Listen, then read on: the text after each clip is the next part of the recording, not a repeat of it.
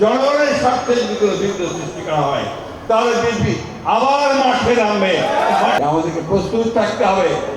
ষড়যন্ত্র হচ্ছে, চক্রান্ত হচ্ছে দেশে বিদেশে, আপনাদেরকে আবার আপনাদের ভোটের অধিকার থেকে বঞ্চিত করবার জন্য।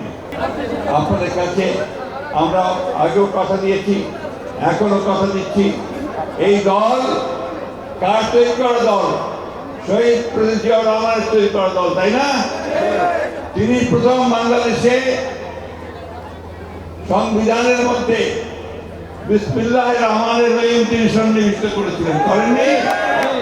তিনি করেছিলেন আল্লাহর উপর অবিচল আস্থা ও বিশ্বাস তিনি সংবিধানের মধ্যে নিয়ে এসেছিলেন, তাই না?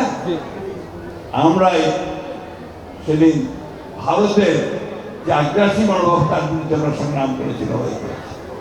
আমরাই তিস্তা নদীর পানির জন্য সংগ্রাম করেছি, লড়াই করেছি। শুধু তাই নয়, তিস্তা নদীর তীরে গিয়ে আমরা সেখানে প্রোগ্রাম করেছি জনগণকে সঙ্গে নিয়ে। বন্ধুগণ, ফারাক্কার পানি আমরা আদায় করেছি। এই বিএনপি সমস্ত পরিবর্তন এনেছে, সংস্কার যা কিছু আনার বিএনপি এনেছে। একদিনের শাসন ব্যবস্থা করেছিল শেখ মুজিব বাদশাহ, সেখান থেকে বহুদলীয় গণতন্ত্র নিয়ে এসেছিল আমাদের প্রেসিডেন্ট জিয়াউর রহমান।